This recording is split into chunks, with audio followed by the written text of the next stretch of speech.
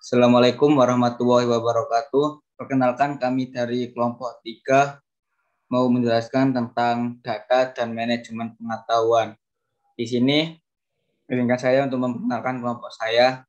Yang pertama, Fikri Agung Prasetyo, nomor induk 210301111, pemateri 3 dan 4. Dan yang kedua, Muhammad Bagus Ardiansyah, 2103 01135 sebagai pemateri 1 dan 2. Dan yang terakhir, Zakaria Arizonda, nomor induk 2103011141, pembaca materi 5 dan 6. Di sini pokok pembahasannya adalah yang pertama, mengorganisasikan data dalam lingkungan file tradisional. Yang kedua, pendekatan database untuk pengelolaan data. Yang ketiga, memanfaatkan database untuk meningkatkan kinerja bisnis dan pengambilan keputusan. Untuk yang keempat, mengelola sumber data. Yang kelima, bidang manajemen pengetahuan. Dan yang keenam, sistem manajemen pengetahuan keseluruhan perusahaan. Untuk yang pertama adalah mengorganisasikan data dalam lingkungan file tradisional. Sistem informasi yang efektif menyediakan penggunaan informasi yang akurat, tepat waktu, relevan, informasi yang akurat, yang bebas dari kesalahan. Informasi yang tepat waktu berarti informasi yang pada saat diperlukan oleh pengambil keputusan. Informasi dianggap relevan ketika ia memberi manfaat serta sejalan dengan jenis pekerjaan dan keputusan yang tepat. Yang A, istilah dan konsep dalam pengorganisasian file. Sistem komputer mengorganisasikan data berdasarkan suatu hierarki yang dimulai dari bit kemudian menjadi byte. Sekumpulan bit atau yang biasa disebut byte mewakili sebuah karakter tunggal yang dapat menjadi huruf, angka, atau simbol lainnya. Pengelompokan karakter menjadi sebuah kata, kumpulan kata, atau bilangan lengkap seperti nama atau usia seseorang, itu yang dinamakan file. Yang kedua, masalah-masalah dengan lingkungan data tradisional. Yang pertama, redundansi dan inkonsistensi data. Redundansi data adalah adanya duplikasi data dalam beberapa file data sehingga data yang sama disimpan di dalam lebih dari satu lokasi. Redundansi data terjadi ketika kelompok yang berbeda secara independen juga. Yang kedua adalah ketergantungan program data. Ketergantungan program data mengacu pada pasangan data yang tersimpan dalam file dan program tertentu yang dibutuhkan untuk memperbarui dan memelihara file tersebut sehingga perubahan dalam programnya membutuhkan perubahan dalam datanya. Yang ketiga, kurangnya fleksibilitas.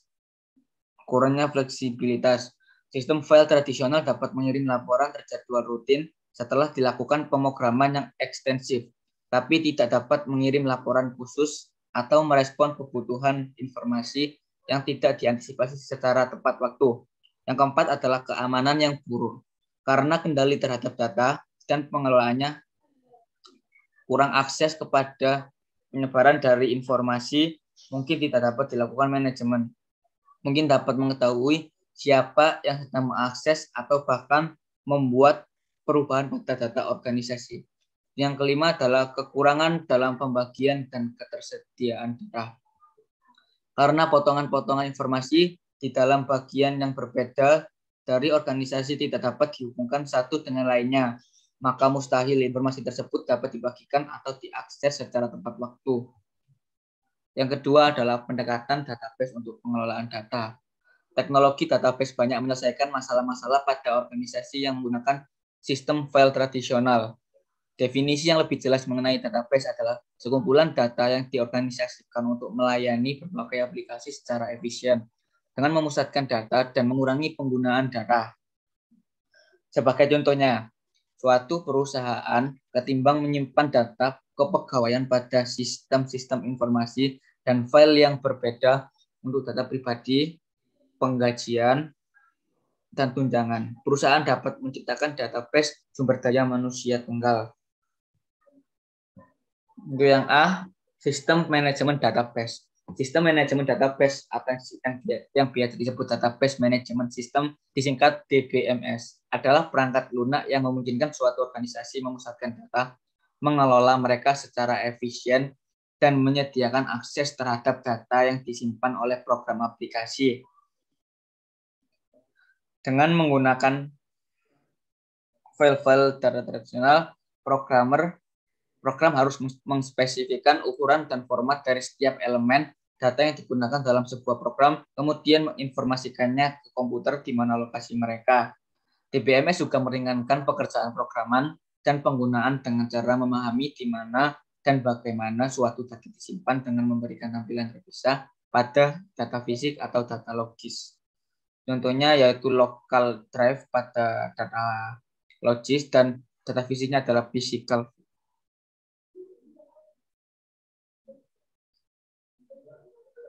Yang kemudian B adalah bagaimana DBMS menyelesaikan masalah-masalah pada lingkungan file tradisional. Yang pertama adalah DBMS relasional.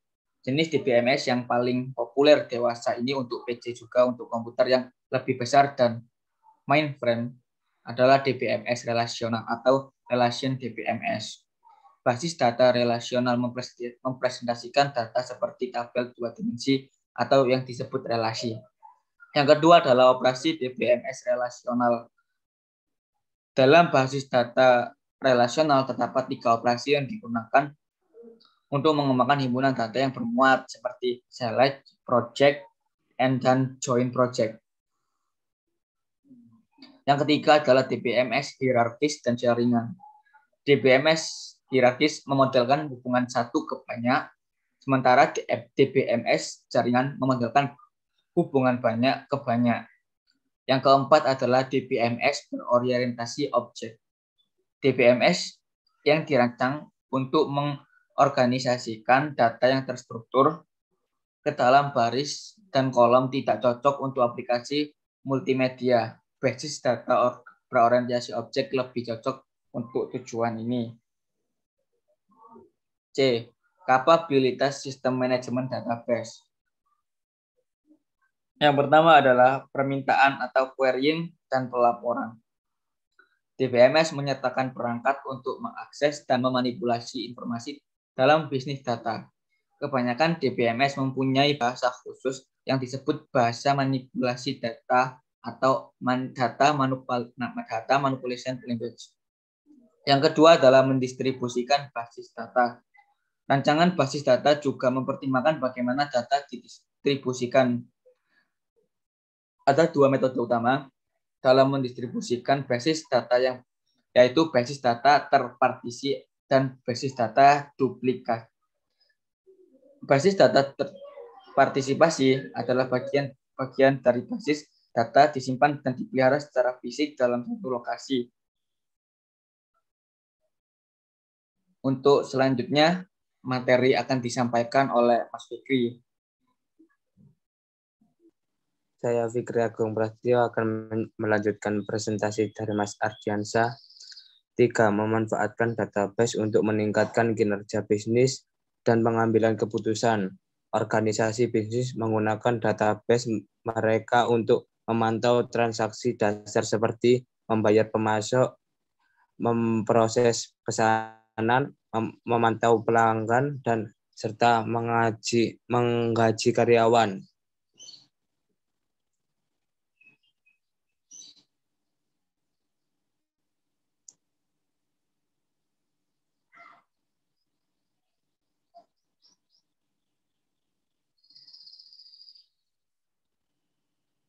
A.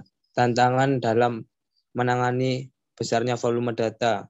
Sekarang kita menggunakan istilah data besar untuk menggambarkan rangkaian data dengan volume sangat besar yang melampaui kemampuan di DBMS dalam mengelola, menyimpan, dan menganalisa data.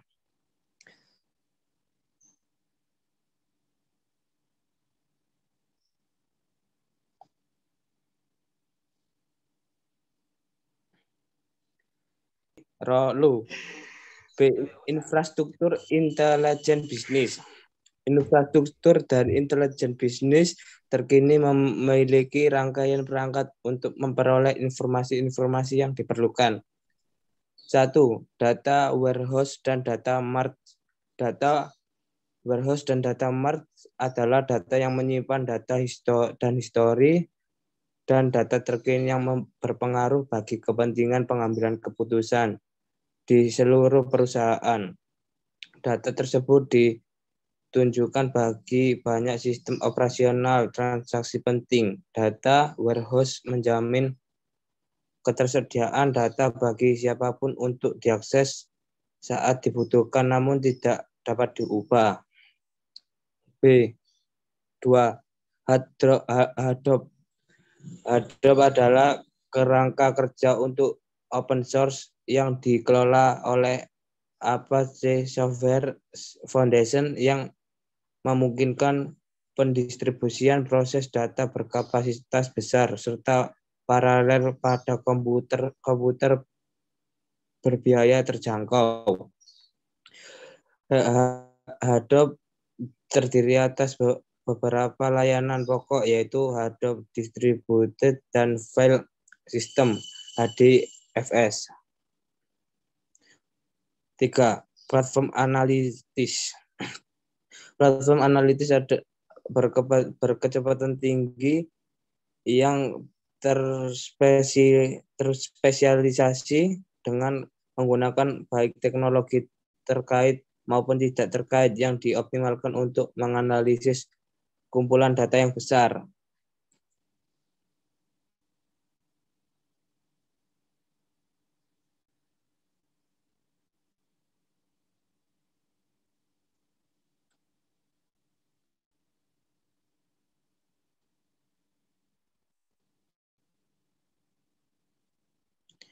Empat, mengelola sumber data. A. Menetapkan kebijakan informasi. Kebijakan informasi menentukan aturan-aturan organisasi dalam hal pembagian, penyebaran, perolehan, standarisasi, klasifikasi, dan penyimpanan dari informasi.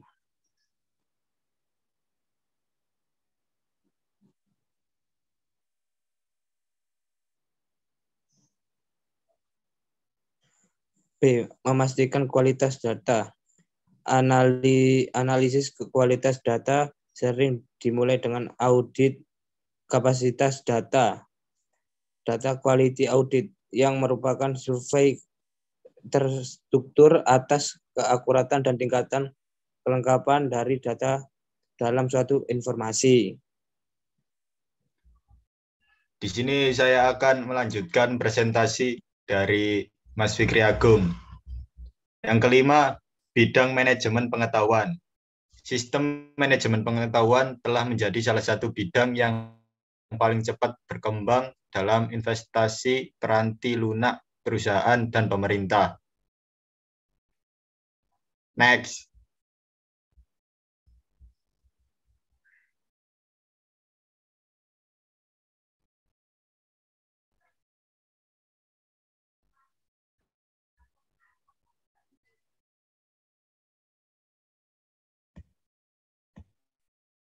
A. Dimensi pengetahuan yang penting. Untuk mengubah informasi menjadi pengetahuan, perusahaan harus memanfaatkan lebih banyak lagi sumber daya untuk menemukan pola, aturan, dan konteks di mana pengetahuan tersebut berguna. Pengetahuan merupakan sifat individual sekaligus sifat kolektif dari suatu perusahaan. Pengetahuan adalah kejadian yang kognitif, bahkan fisiologi yang terjadi dalam pikiran manusia. Next.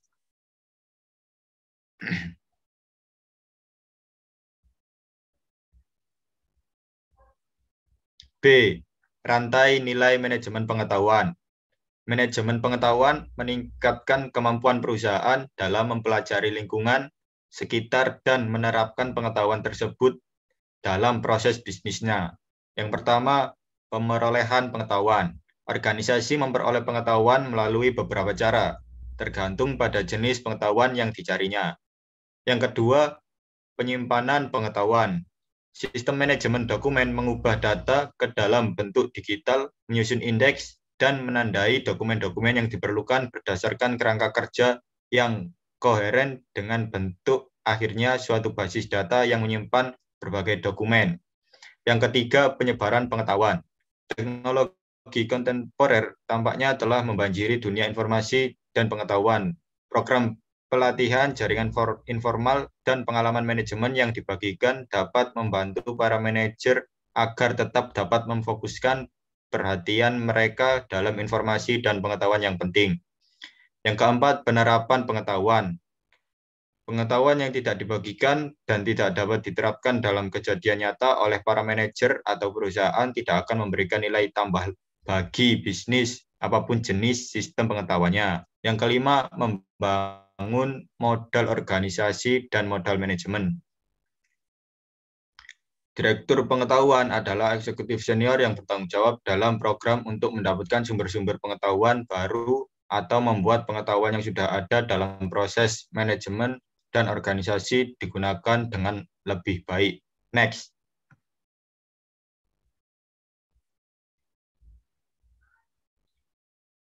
C. Jenis sistem manajemen pengetahuan. Secara mendasar, terdapat 3 jenis sistem manajemen pengetahuan yang umum digunakan. Yang pertama yaitu sistem manajemen pengetahuan perusahaan.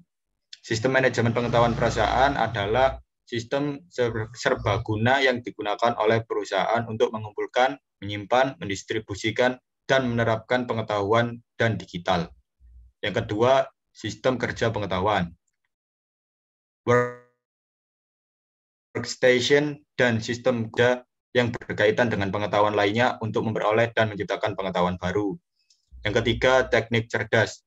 Perangkat lunak untuk menemukan pola dan menerapkan pengetahuan terhadap keputusan dan domain pengetahuan. Next.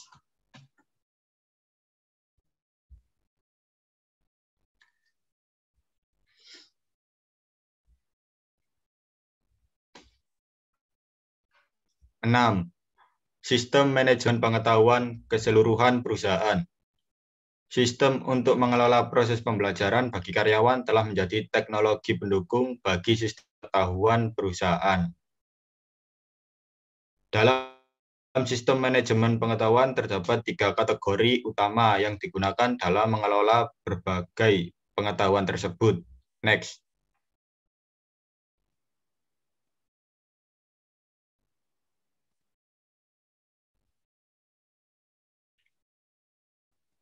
Yang pertama yaitu A. Sistem pengetahuan terstruktur. Semua perusahaan akuntansi dan konsultansi besar telah mengembangkan penyimpanan dokumen terstruktur dan laporan berbasis kasus yang dari para konsultan yang menangani klien mereka. Salah satu sistem pengetahuan terstruktur terbesar di dunia adalah Keyword milik KPMG. Isi pengetahuan dibagi menjadi 3 tingkat sesuai dengan produk dan pangan pasar KPMG. B. Sistem pengetahuan semi-terstruktur. Informasi yang semi-terstruktur adalah seluruh informasi digital dalam suatu perusahaan yang tidak terdapat dalam dokumen atau laporan formal. C. Sistem jaringan pengetahuan. Sistem jaringan pengetahuan mengatasi masalah yang muncul saat pengetahuan yang tepat adalah pengetahuan tersirat dan tersimpan dalam ingatan prapakar dalam perusahaan. D. Sistem manajemen pembelajaran. Sistem manajemen pembelajaran menyediakan alat bantu untuk manajemen, pengiriman, pelacakan, dan penilaian berbagai jenis pembelajaran dan pelatihan karyawan. Sekian presentasi dari kelompok kami. Apabila ada salah kata, mohon maaf. Wassalamualaikum warahmatullahi wabarakatuh.